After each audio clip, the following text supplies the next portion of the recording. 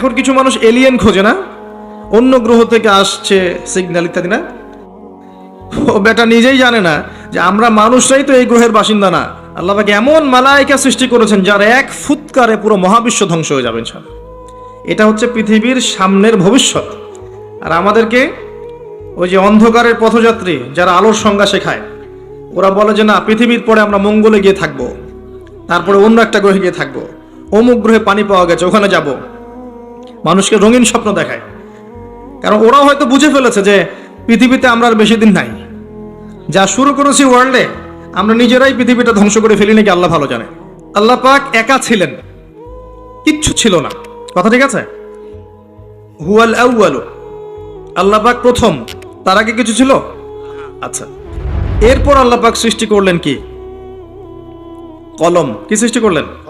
কলমের আগে হচ্ছে আরশ, কলমের আগে আরশ, এবং তার কানা আরশুহু আলাল মা, তার আরশটা ছিল কিসের উপরে?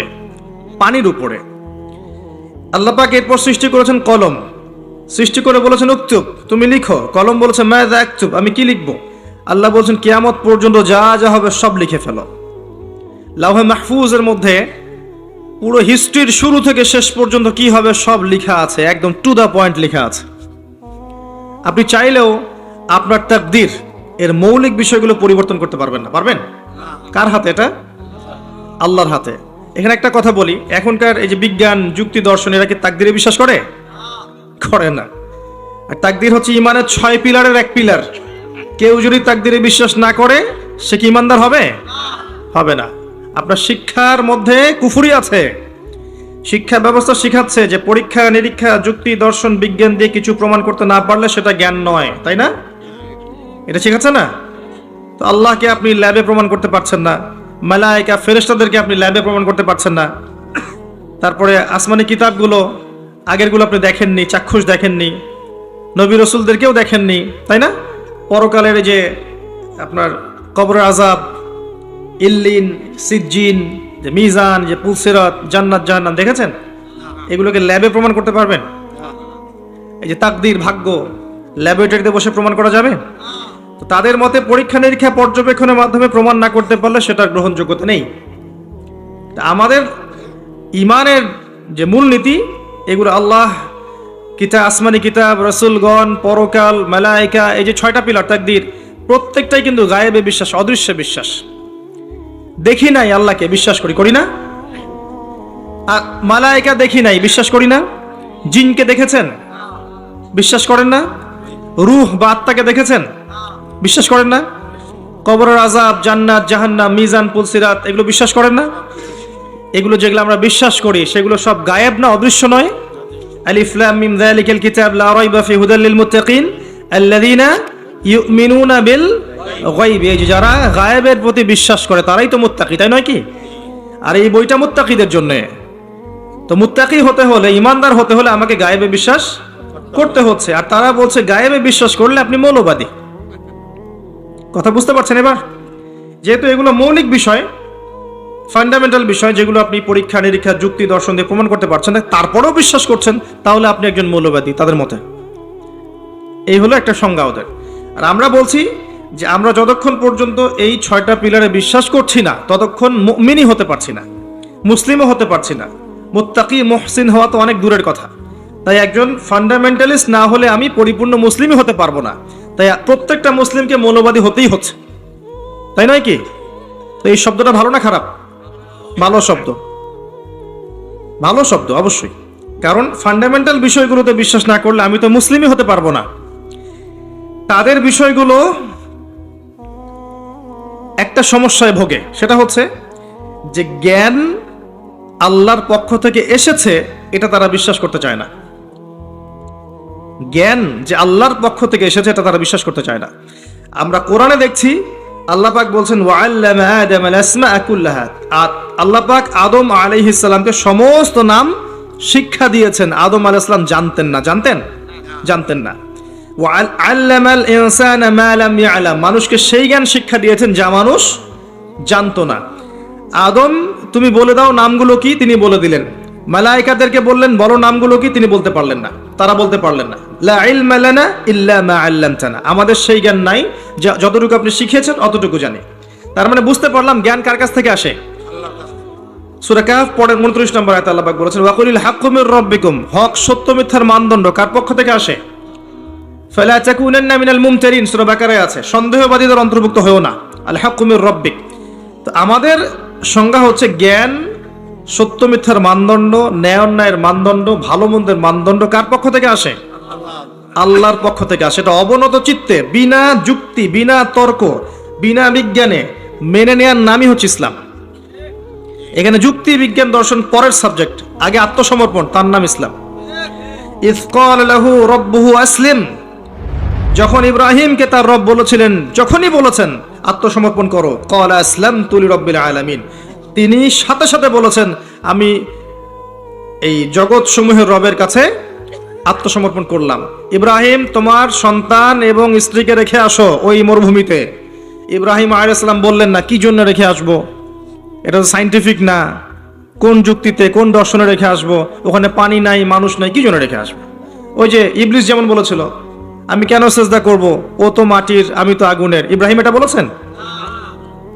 ইয ক্বাল লাহু রাব্বুহু আসলিম, আত্মসমর্পণ করো, বলেছেন আসলামতু, আমি আত্মসমর্পণ করলাম, এর নাম ইসলাম। আমি কি ইসলাম বোঝাতে পারছি ভাই? হ্যাঁ, এরপরে আসেন, ইসলামের প্রত্যেকটা বিষয় আপনি এগুলো দিয়ে প্রমাণ করতে পারবেন, কিন্তু সেই জ্ঞান আপনার থাকতে হবে, ওই যুক্তি, ওই বিজ্ঞান, ওই দর্শনের জ্ঞান আপনার থাকতে হবে। কিন্তু ওই সব মানুষকে আল্লাহ পাক সেই জ্ঞান দেননি, সব মানুষকে আল্লাহ পাক সেই জ্ঞান দেননি। প্রত্যেকটা বিষয়, ইসলামের প্রতিটা বিষয়, রূহ, আপনার যে কবরের আযাব, জান্নাত, জাহান্নাম, মিজান, পুলসিরাত, সবকিছুই জ্ঞানের আওতায় আনা সম্ভব, কিন্তু আল্লাহ পাক সেই জ্ঞান মানুষকে দেননি পৃথিবীতে। দিলে তো আর পরীক্ষা থাকতো না। কি জন্য এসেছেন এখানে? পরীক্ষা। মানে সব যদি চোখে দেখেন, আল্লাহকে চোখে দেখছেন, কে না নামাজ পড়বে, তাই না? এমন কেউ আছে নামাজ পড়তো না? এটাই তো পরীক্ষা, আল্লাহকে দেখবেন না, তারপরেও আপনাকে নামাজ পড়তে হবে। কবর তো দেখেননি, আযাব কেমন হয়, তারপরে ভয় রাখতে হবে, হ্যাঁ কবরের আযাব আছে। মিজান দেখিনি, পুলসিরাত দেখি নাই, পুলসিরাত পার হতে হবে, ভয় রাখতে হবে। দেখলে তো অবশ্যই আমল করতেন। লিনাবলুয়াকুম আইয়ুকুম আহসানু আমালা, এজন্যই তো সৃষ্টি করেছেন আল্লাহ পাক। এটাই হচ্ছে টেস্ট, যেটা ওই পশ্চিমা দর্শন এবং ওদের অনুসারীরা বুঝতে পারে নাই। এখানে ইসলামের মূলনীতি হচ্ছে এই যে আমরা গায়েবে বিশ্বাস করি, না করা পর্যন্ত আমরা মুসলিম হতে পারছি না। আল্লাহ পাক এবার আদম এবং হাওয়া আলাইহিস সালামকে সৃষ্টি করে জান্নাতে রেখে পরীক্ষা নিয়ে দুনিয়াতে পাঠিয়েছেন। দুনিয়াতে পাঠিয়ে আল্লাহ পাক একটা মূলনীতি দিয়েছেন, এটা ভালো করে বোঝেন। আল্লাহ পাক মূলনীতি দিয়ে পাঠিয়েছেন। সূরা বাকারা আয়াত নাম্বার 38-39, কুল নাহবিতু মিনহা জামিআ, আল্লাহ পাক বলছেন তোমরা এখন পৃথিবীতে নেমে যাও। কে কে নেমে যাবে? আদম, হাওয়া আলাইহিস সালাম, ইবলিস, তোমরা নেমে যাও। ফাইম্মা ইয়াতিয়ান্নাকুম মিন্নি হুদান, তোমাদের কাছে আমার পক্ষ থেকে হেদায়েত আসবে, মানে প্রত্যেক যুগে যুগে আমার পক্ষ থেকে হেদায়েত, মানে আসমানি কিতাব, নবী রাসূলগণ আসবে। ফামান তাবিআ হুদায়া, যারা আমার হেদায়েতকে মেনে চলবে, ফালা খাউফুন আলাইহিম ওয়ালা হুম ইয়াহজানুন, তাদের কোনো ভয় নাই, কোনো দুশ্চিন্তাও নাই। এই দুনিয়ার জীবনে হায়াত দেওয়া হবে 100, 200, 300, 500, 1000 বছর। আগে তো ছিল 1000 বছর, এখন না হয় আমাদের 100-র কম গড়াইও আর কি। তো এই সময়টুকুতে তোমাদের কাছে হেদায়েত আসবে, আসমানি কিতাব আসবে, নবী রাসূলগণ আসবেন। যদি নবী রাসূল না থাকেন, উলামায়ে কেরামের মুখ থেকে হক শুনবে, আল্লাহ কিতাব থাকবে, হেদায়েত পৌঁছে যাবে।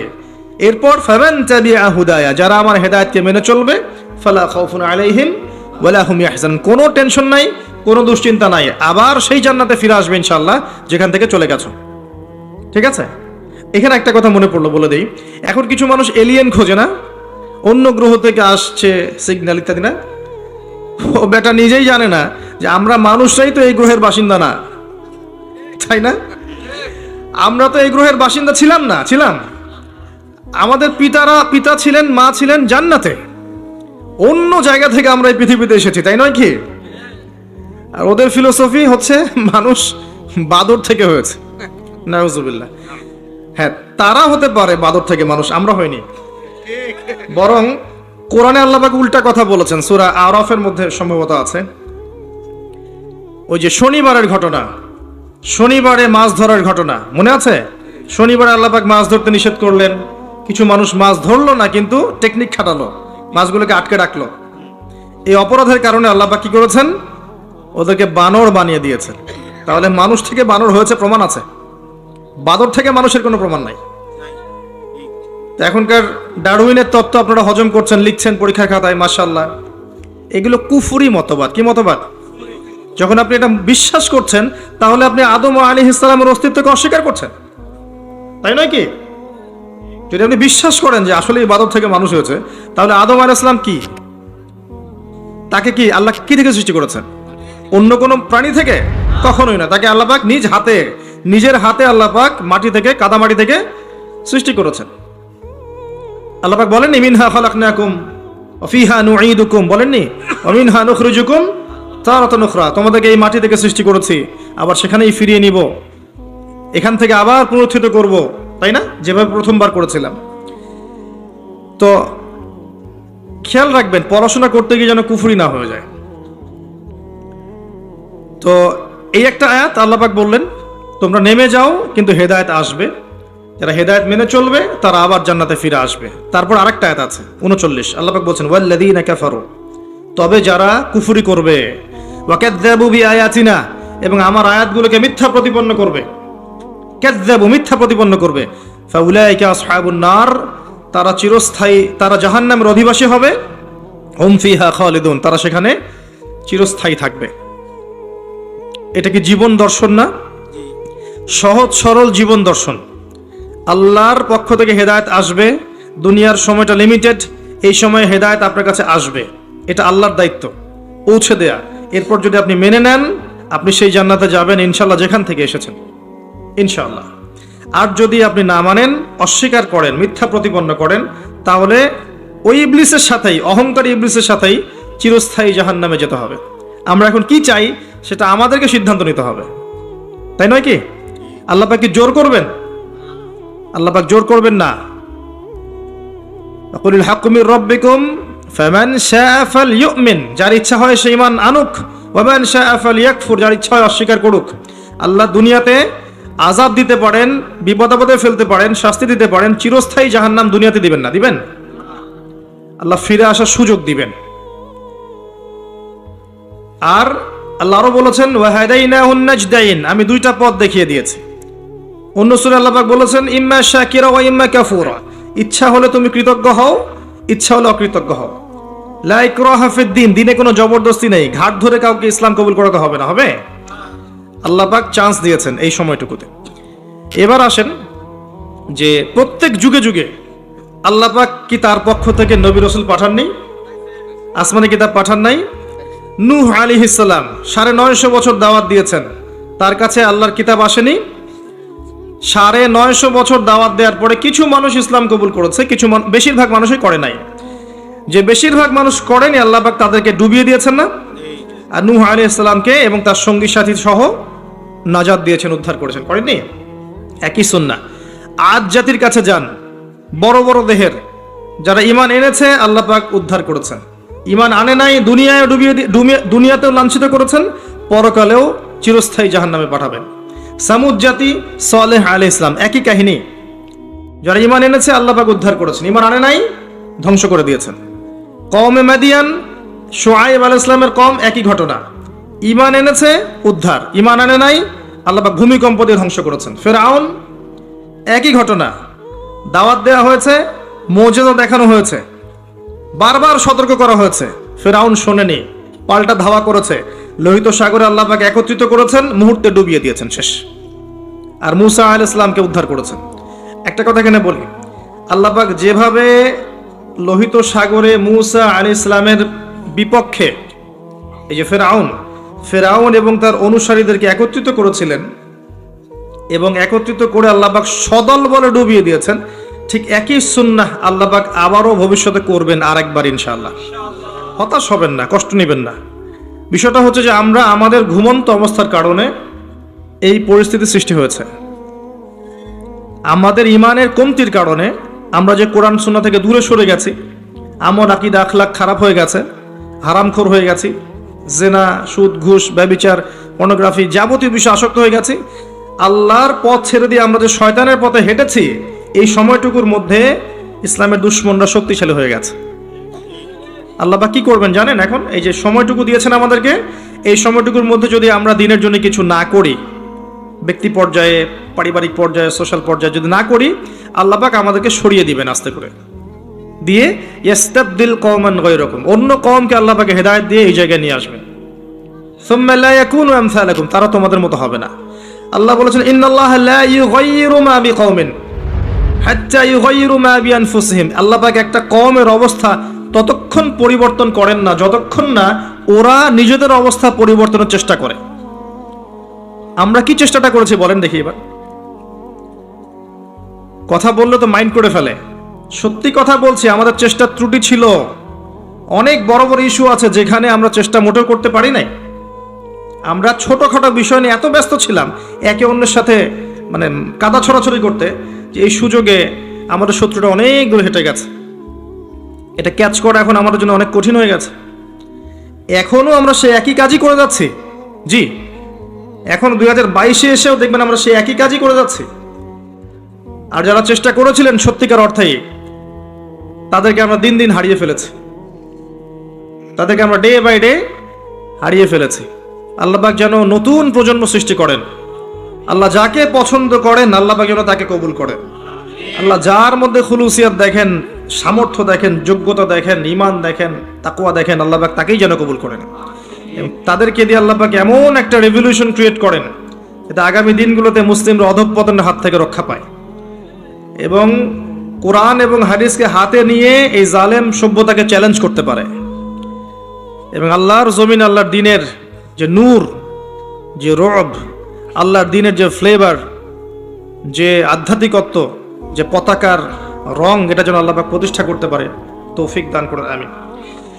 তো আমি বুঝাচ্ছিলাম যে প্রত্যেক যুগে একই সুন্নাহ। মুসা আলাইহিস সালাম এটা বুঝলেন। আসেন তারপরে আমাদের নবী মুহাম্মদ সাল্লাল্লাহু আলাইহি ওয়াসাল্লামের কাছে আসেন। এখান থেকে শেষ করছি আলোচনার দিকে আমি। মুহাম্মদ সাল্লাল্লাহু আলাইহি ওয়াসাল্লামের সময়ে আবু জাহেল, আবু লাহাব, উতবা, শাইবা, রাবিআ এরা ছিল না? কুরাইশ। মুহাম্মদ সাল্লাল্লাহু আলাইহি ওয়াসাল্লামকে বাধা পেতে হয়েছে প্রথমত নিজেদের লোক থেকে, তাই না? নিজের ঘর, নিজের চাচা, নিজের বংশ। এটাই সুন্নাত ভাই, যে কবুলিয়াত যারা পাবে ওদেরকে ঘর থেকেই বাধা দেয়া হয়। বিরোধী শক্তিরা পরে। আমরা কিন্তু দরুদে পড়ি আল্লাহুম্মা সাল্লি আলা মুহাম্মদ ওয়া আলা আলি মুহাম্মদ কামা সাল্লাইতা আলা ইব্রাহিম। কখনো কি চিন্তা করেছেন যে অন্য নবীদের নাম বাদ দিয়ে এখানে ইব্রাহিমের নাম কেন? ভেবেছেন কখনো? একটু দুইজনের জীবনী পড়ে দেখবেন, দুইজনের জীবনীর মধ্যে অনেক মিল আছে। এমনকি আমাদের নবীজি বলেছেন সাল্লাল্লাহু আলাইহি ওয়াসাল্লাম, মেরাজের রাতে আমি যখন আল্লাহর সাথে দিদার সাক্ষাতে গিয়েছিলাম তখন আমি দেখেছি ইব্রাহিম আলাইহিস সালামকে, এবং আমার চেহারা ঠিক তার মতোই, তার চেহারা আমার মতোই, চেহারাতেও মিল আছে। ইসলামের ছেলে ইসমাইল আলাইহিস ইসলামের বংশ হচ্ছে আমাদের নবী মুহাম্মদ সাল্লাল্লাহু আলাইহি ওয়াসাল্লাম। দুজনের জীবনী পড়ে দেখবেন, দুজনের জীবনীর মধ্যে প্রচুর মিল। নবী মুহাম্মদ সাল্লাল্লাহু আলাইহি ওয়াসাল্লামকে পরিবার থেকে বাধা পেতে হয়েছে, ইব্রাহিম আলাইহিস সালামকেও পেতে হয়েছে। নবী সাল্লাল্লাহু আলাইহি ওয়াসাল্লামকে ধর্ম নেতারা বাধা দিয়েছেন, ইব্রাহিম আলাইহিস সালামকেও দিয়েছেন। নবী সাল্লাল্লাহু আলাইহি ওয়াসাল্লামকে সমাজ থেকে তাড়িয়ে দেয়া হয়েছে, ইব্রাহিম আলাইহিস সালামকেও হিজরত করে চলে যেতে হয়েছে। নবী সাল্লাল্লাহু আলাইহি ওয়াসাল্লাম ওই যে মূর্তি ভাঙার মানুষ, তাই না? মক্কা বিজয়ের সময় সব ভেঙে ফেলেছিলেন না? ওয়াকুল জাআল হক ওয়া যাহাকাল বাতিল, এটা পড়ে পড়ে সেই প্রেক্ষাপটে ভেঙেছেন। তারপর তার মানে আপনারা আবার অমুসলিমদের মূর্তি ভাঙতে যায় না, ওইটা সেই প্রেক্ষাপট নয়। তিনি মক্কা বিজয় করেছেন, ইসলামী স্টেট কায়েম করেছেন। ইসলামী স্টেট কায়েম করার পর তিনি তার লিডার, আমির হিসেবে তার ডিসিশন তিনি নিতেই পারেন, এটা তার রাইটস আর আছে। এটা এখানে আপনি খাটাতে পারবেন না, কারণ এটা সেকুলার স্টেট। এখানে কোনো অমুসলিমের অধিকার হস্তক্ষেপ করতে পারবেন না, তারা তার মতো ধর্ম পালন করবে। ইব্রাহিম এর জীবনে গিয়ে দেখেন তিনিও কিন্তু ওই যে মূর্তি ভেঙে দিয়েছে। মানে অনেক মিল আছে, আপনি খেয়াল করে দেখবেন জীবনের প্রতিটা ক্ষেত্রেই ইব্রাহিম এবং মুহাম্মদ সাল্লাল্লাহু আলাইহি ওয়াসাল্লামের প্রচুর মিল আছে। হয়তো বা এই কারণে, আল্লাহ ভালো জানেন, হয়তো বা এই কারণে এখানে নামের মধ্যে পাশাপাশি রাখা হয়েছে। আল্লাহু আ'লাম বিস-সাওয়াব, আল্লাহ পাক ভালো জানেন। এটা অন্য একজন আলেমের ব্যাখ্যা, আমি আমার মুখ দিয়ে করলাম। তো নবী মুহাম্মদ সাল্লাল্লাহু আলাইহি ওয়াসাল্লামের জীবনের দিকে তাকান, দেখেন তাকে এই যে আবু জেহেল, আবু লাহাব, উতবা, শাইবা কেউ মেনে নেয়নি। তাকে সমাজে নির্যাতন সহ্য করতে হয়েছে, গালি মন্দ খেতে হয়েছে, হত্যার চেষ্টা করা হয়েছে। দেশ ত্যাগ করে অন্য জায়গায় হিজরত করতে হয়েছে। কিন্তু আল্লাহ রাব্বুল আলামিন তাকে এবং তার অনুসারীদেরকে কিয়ামত পর্যন্ত কিন্তু চিরঞ্জীব করে রেখেছেন, রাখেন নাই? পক্ষান্তরে তার বিরোধিতা যারা করেছিলেন তাদের কাউকে কি আল্লাহ পাক অস্তিত্ব রেখেছেন? একই সুন্নাত। আমাদের নবী সাল্লাল্লাহু আলাইহি ওয়াসাল্লাম যেই যুগে বাস করতেন, শোনেন, সেই যুগের মধ্যে শিরক ছিল। কি ছিল? শিরক ছিল, সুদ ছিল, জিনা ছিল, মাদকদ্রব্য ছিল, আপনার নারীর অবমাননা ছিল, গোত্রীয় হানাহানি কাটাকাটি ছিল। আপনি এখনকার এই বিশ্বের দিকে তাকিয়ে দেখবেন হুবাহু সেই বিষয়গুলোই এখনকার বিশ্বের মধ্যে আছে, হুবাহু সেই বিষয়। পুরো ওয়ার্ল্ড ওয়াইড আপনি শিরক দেখবেন, ওয়ার্ল্ড ওয়াইড আপনি রিবা, সুদ দেখবেন, সারা বিশ্বব্যাপী আপনি মাদক দেখবেন, সারা বিশ্বব্যাপী নারীর অবমাননা দেখবেন, বেহায়াপনা দেখবেন, জিনা দেখবেন, সারা বিশ্বব্যাপী আপনি দেখবেন গোত্রীয় হানাহানি এখন রাষ্ট্রীয় হানাহানিতে রূপ নিয়েছে। একই স্টাইল চলছে। এরকম একটা জায়গায় নবী সাল্লাল্লাহু আলাইহি ওয়াসাল্লামের কাছে এই বইটা নাজিল করা হলো, আল কোরআনুল কারীম। এই কোরআনুল কারীম দিয়ে নবী সাল্লাল্লাহু আলাইহি ওয়াসাল্লাম 23 বছর দাওয়াতি কাজ করলেন। কত বছর? এবার 23 বছর পরের মক্কার দিকে আপনি তাকান, এখানে কোনো শিরক নাই, আছে?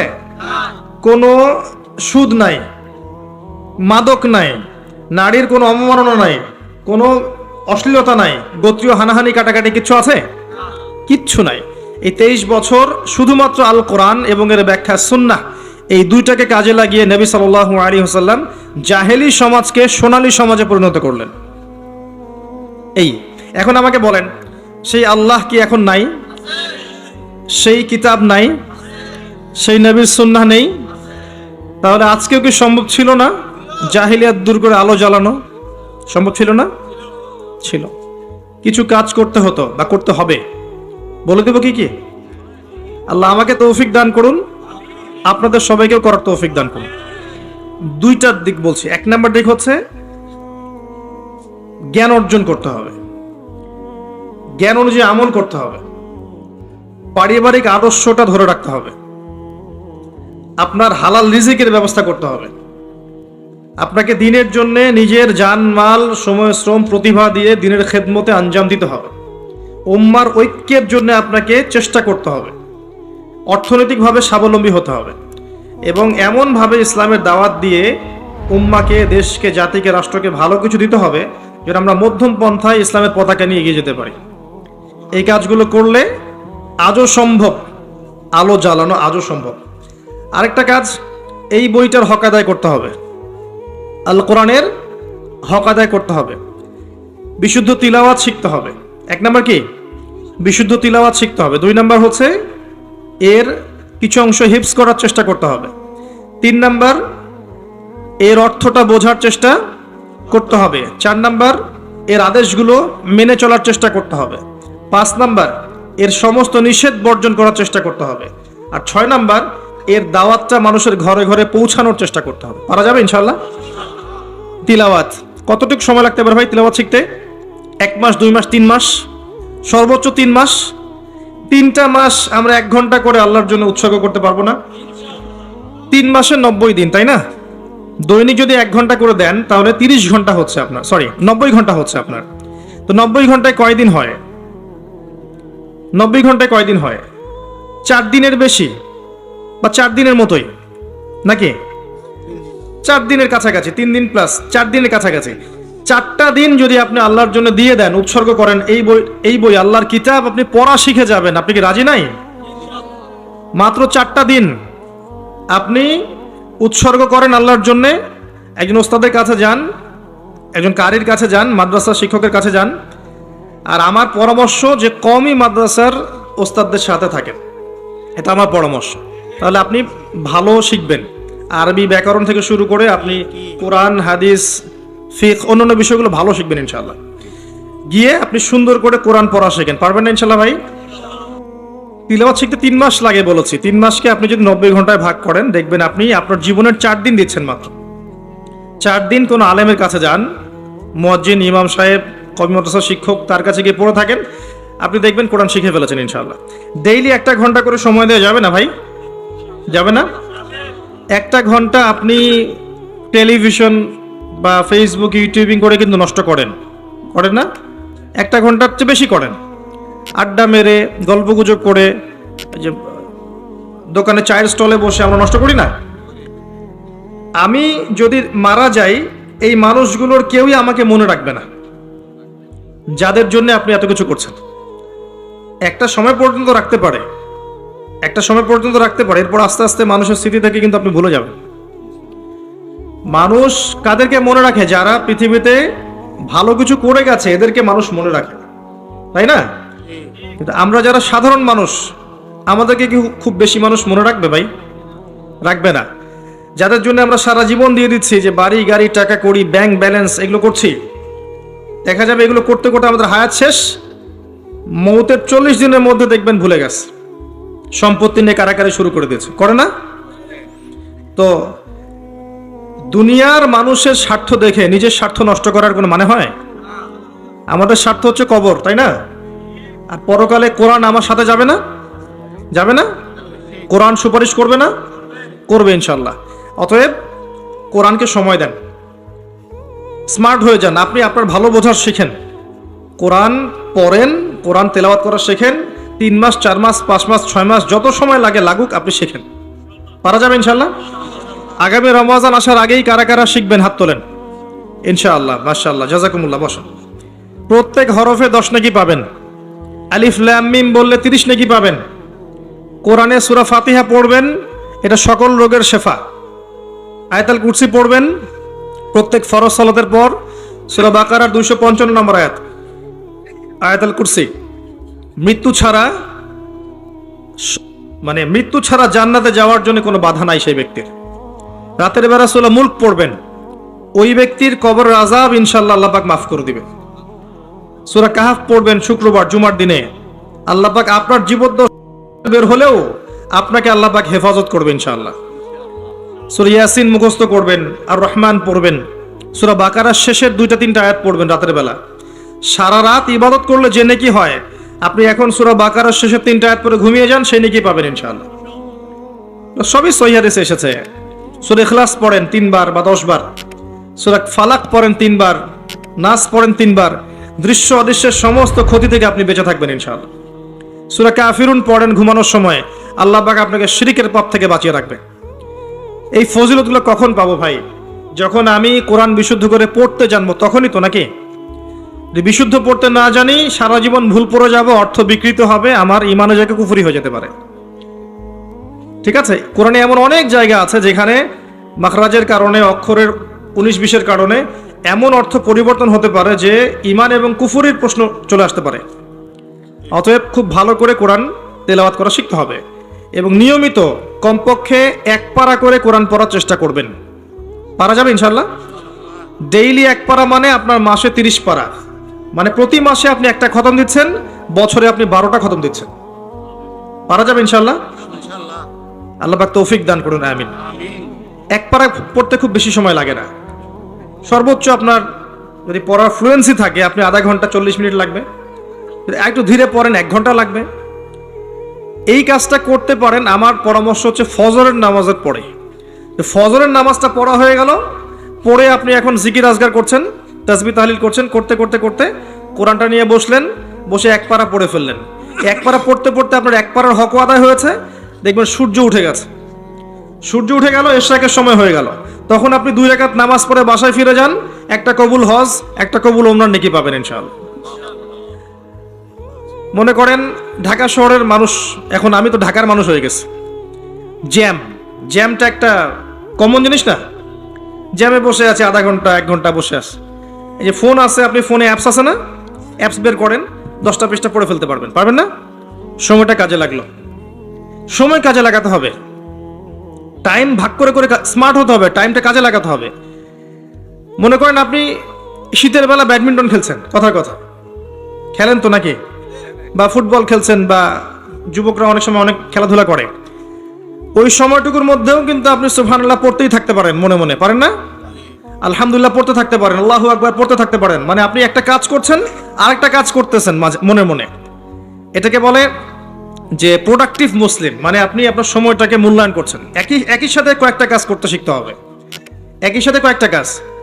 আপনি হাঁটছেন, বাইক চালাচ্ছেন, বাইক চালাতে চালাতে আপনি পড়ছেন লা ইলাহা ইল্লাল্লাহু ওয়াহদাহু লা শারীকা লাহু লাহুল মুলকু ওয়া লাহুল হামদু ওয়া হুয়া আলা কুল্লি শাইইন কাদির। পারা যায় না? ড্রাইভ করছেন, সুবহানাল্লাহ, আলহামদুলিল্লাহ, লা ইলাহা ইল্লাল্লাহ, আল্লাহু আকবার, পড়া যায় না? একটা কাজ করতে গিয়ে আরো অনেকগুলো কাজ করা যায়। এই যে জিকিরের মধ্যে সব সময় আছেন, সব সময় জিকিরের মধ্যে যারা থাকবে, এদের যে কি ফজিলত আছে পরকালে, এটা বোঝানোর মতো ভাষা নাই আমার কাছে। এরা আল্লাহওয়ালা হয়ে যাবে এবং এদের মুখ থেকে দেখবেন, মৌতের সময় দেখবেন মুখ থেকে লা ইলাহা ইল্লাল্লাহ কালিমা ঠিকই বের হয়ে গেছে ইনশাআল্লাহ। তো একজন সাহাবী এসে জিজ্ঞাসা করেছিলেন, আমাকে একটা আমল বলে দেন ইয়া রাসূলুল্লাহ, আমি একটা আমল ধরে রাখবো। তিনি বললেন, তোমার জিহবাকে সবসময় আল্লাহর জিকিরে সিক্ত করে রাখো। তো একটা কাজ করতে গিয়ে অনেক জিকির করা যায়, আমি এটা বলতে গিয়ে আসলাম, সময়কে কাজে লাগান। এক পারা করে পড়া সম্ভব প্রতিদিন, সম্ভব না? আল্লাহ পাক সবাইকে তৌফিক দান করুন, সবার আগে আমাকে তৌফিক দান করুন, আমিন। অর্থ বোঝেন আর নাই বোঝেন, তেলাওয়াত করেন, কারণ সবাই অর্থ বুঝতে পারবে না, এটা সবার পক্ষে সম্ভব নয়। কিন্তু অর্থ বোঝেন আর নাই বোঝেন, আপনাকে তেলাওয়াতটা শিখতে হবে এবং করতে হবে নিয়মিত এক পারা করে। যারা গবেষণা করতে চায় কোরআন, গবেষণার প্রথম শর্ত হচ্ছে আগে নিয়মিত তেলাওয়াত করা। নিয়মিত তেলাওয়াত করতে করতে করতে করতে আয়াতগুলো পরিচিত হয়ে যাবে আপনার কাছে। আয়াতগুলো যখন পরিচিত হবে তখন দেখবেন আপনার পড়তে কম সময় লাগছে এবং খুব দ্রুত আপনি ফজিলতপূর্ণ আয়াতগুলো, সূরাগুলো পড়তে পারছেন। আর বিশ্বাস করেন, কোরআন তেলাওয়াত করার পরে যদি আপনি জেনারেল সাবজেক্টগুলো পড়তে বসেন, সায়েন্সের, আর্টসের, কমার্সের, আপনার মেমোরি শার্প হবে ইনশাআল্লাহ। আপনার পড়ায় কোনো ক্ষতি হবে না। গার্ডিয়ানরা মনে করে যে কোরআন 1 ঘন্টা পড়লে মনে হয় আমার ছেলে পিছায় পড়বে, জি না, বরং তার মেমোরি আরো শার্প হবে। এবং যে যত বেশি কোরআন তেলাওয়াত করে তার মাথায় মানসিক চাপ নেওয়ার ক্ষমতা অত বাড়তে থাকে। মাথায় আপনি বেশি কোরআন পড়তে থাকেন, আপনি একসাথে মাথায় অনেক চাপ নিতে পারবেন। এটা খেয়াল করে দেখবেন, পড়া শুরু করেন, দেখবেন আপনি মাথায় অনেক চাপ নিতে পারছেন, মানসিকভাবে সুস্থ আছেন এবং ফ্রেশ আছেন। আরেকটা কথা বলি, জানি আমার এই কথাটা গডলেস ওয়ার্ল্ড বলতে বোঝাচ্ছি যে আল্লাহহীন এই সভ্যতা। আমি আল্লাহ মানে গড বলিনি, ওদের ভাষায় বলেছি, ওরা একটা গডলেস ওয়ার্ল্ড, আল্লাহহীন একটা সভ্যতা। আল্লাহ বিশ্বাস করে, ঈশ্বরে বিশ্বাস করে না। আল্লাহর নাম কিন্তু গড বা ঈশ্বর নয়, আল্লাহর নাম আল্লাহ। ওদেরকে বুঝাতে গিয়ে শব্দটা বললাম আমি, যে ওরা এই কথাটা বিশ্বাস করবে না আমার যেটা আমি এখন বলতে যাচ্ছি, কিন্তু আল্লাহ পাক কোরআনে সেটা বলেছেন। আপনার কাছে মনে হবে যে যত রোগ ব্যাধি, বিপদ আপদ, বালা মুসিবত আছে, রোগ ব্যাধির কথাই ধরেন, এগুলোর শুধু চিকিৎসা দিয়ে শেফা হয়। আপনার কাছে এটা মনে হতে পারে যে কোরআনে আল্লাহ পাক বলেছেন কোরআনও শেফা। কোরআন যারা বেশি বেশি তেলাওয়াত করে, এই তেলাওয়াতের বরকতে আল্লাহর ইচ্ছায় সে আরোগ্য লাভ করতে পারে। অনেকে বলতে পারে এটা আনসাইন্টিফিক কথা, তাদের দৃষ্টিতে না, তারা তো চাক্ষুষ ছাড়া বিশ্বাস করবে না, তাই না? আল্লাহ পাক কোরআনে বলেছেন ওয়ানুনাজ্জিলু মিনাল কোরআন মা হুয়া শিফাউ ওয়া রাহমাতুল লিল মুমিনিন।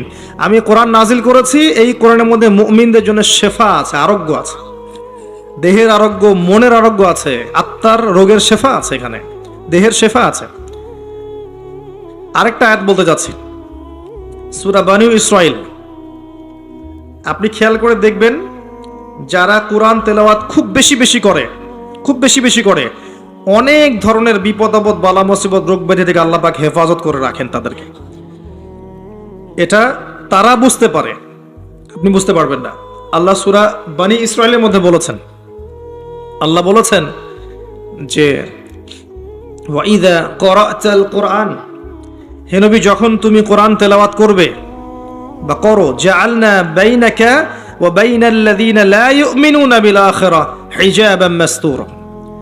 যখন তুমি কোরআন পড়বে, নিয়মিত আপনি কোরআন পড়বেন, কোরআনের সাথে থাকবেন, তখন হে নবী আপনার মাঝে এবং তাদের মাঝে যারা আল্লাহ বিশ্বাস করে না, পরকালে বিশ্বাস করে না, ওই যে গডলেস ওয়ার্ল্ড, ওদের মাঝে আমি একটা অদৃশ্য নিরাপত্তার পর্দা বসিয়ে দিব, ওখান থেকে কোনো ক্ষতি আপনার কাছে আসতে পারবে না। এটা কোরআনের আয়াত। এবার শোনেন, ওয়ার্ল্ডের যত ফিতনা, যত ফাসাদগুলো আছে, এর শেকড় হচ্ছে ওই সভ্যতাগুলো।